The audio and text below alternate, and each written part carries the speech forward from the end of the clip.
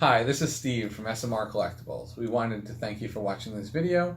Please like our video and subscribe to our channel.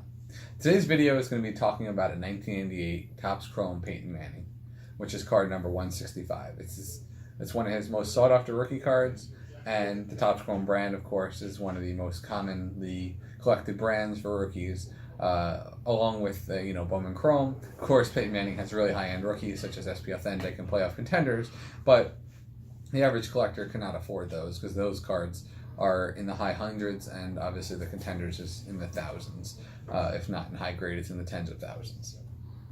Today's video is also going to demonstrate different techniques to assess graded cards, as well as it'll be a demonstration of how to crack out a BGS card out of a holder.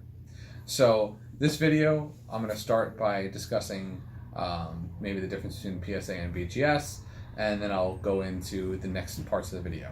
So one of the appeals to PSA and BGS difference is that right now BGS's most common service, unfortunately, is a little bit backlogged, so they're about 13 months to get graded, and PSA is about 100 business days. So there's a turnaround time issue right now in the industry because there's such a high demand for grading cards.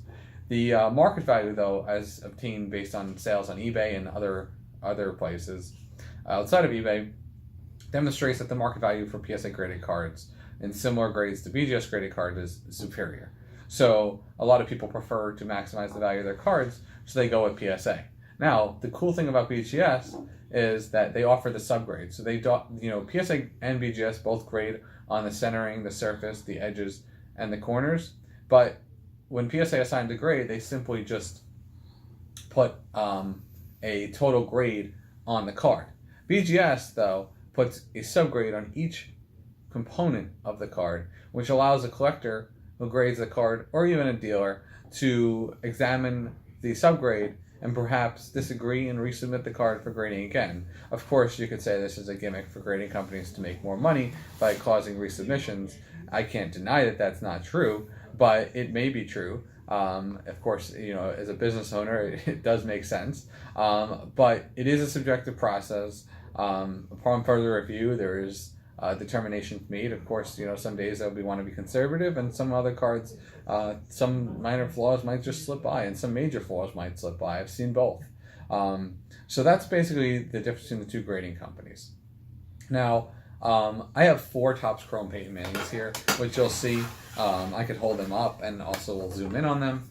The Topps Chrome Peyton Mannings are, we have about 4 of them in our inventory right now, and we have a PSA 9, a PSA 10, a BGS 7.5, and a raw one.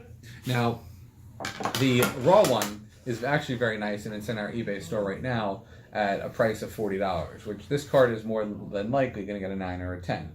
Now, we should probably grade this card after examining it, so that might be what we do. As far as, this PSA 10, this is going to be listed in our eBay store in the near future, and this 9 as well. A 10 of this card is worth about $200+, and a 9 is worth about $50. Now, a raw one sells anywhere on eBay from $20 to $40, and a 7.5 is kind of the question mark.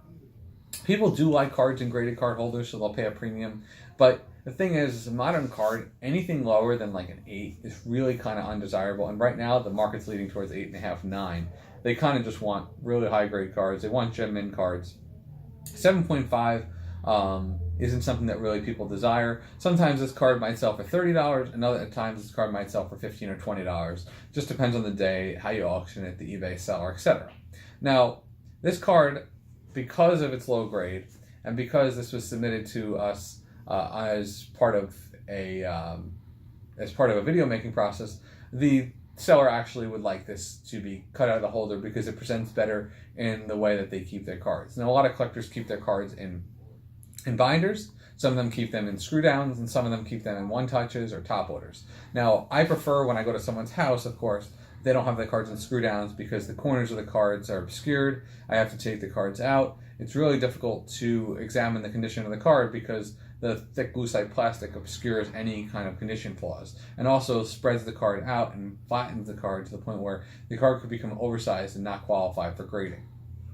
Now, with a card like this, I would either expect to see it in a binder as it was put in a binder back in the 90s, or in a soft sleeve in a top loader, which is kind of my preferred method of how I store cards. But a lot of card collectors now in the modern age, especially the millennials, or people in their 30s, 40s, and 50s, they prefer to store nice high-end cards like this in one-touch holders. The only downside of one-touch holders is that the cards move around a little bit, but it definitely clearly illustrates the corners of the card because it highlights them. And the other cool thing about a one-touch holder is that it comes off without really damaging the surface of the card. As long as you put the card in delicately and take it out delicately, the card should be preserved. Now, this card, as I mentioned, this collector would like this card taken out of the holder. So this video is now going to demonstrate how to take this out of the holder. And just before I do that, I just wanted to show you that this card has 9.5 subgrades on every single part of the card except for the centering. I think this person definitely got a very harsh grade on the centering. Yes, this card is definitely not centered, but a 6.5 is very, very harsh on this. I think if resubmitted, this card would definitely get a higher grade on the centering. However, this card still would not be a 10, or 9.5 in Beckett, so this card is definitely not worth resubmitting in the event anyway, because it's not going to increase value enough to the point where an ungraded card sells for $25 to $40 by itself. So you might as well just sell this raw. Of course, it's not going to sell very well because of the centering, but it definitely will sell for that $25 range ungraded. So now the way you would crack out a BGS card is different than you would crack out a PSA card. We're going to make a separate video on how to crack a PSA card, but just to show you how to crack this card, I'm going to crack this right now. You would need this tool, which is a wire cutter. The tool is very small. It's cheap. You could buy it at any hardware store if you don't already have one. What you would do, you're also going to need scissors, and you're also going to need a flathead screwdriver, preferably with a thick tip. So basically, you would take this card. You would hold the card in your hand. You would put the wire cutters at the top of the card. You would then take your hand with the wire cutter, squeeze it tight, and then push the card up until you have a nice thick crack. Now you see that there's a crack in there. You're going to do the same thing on the side of the card. You're going to crack it again.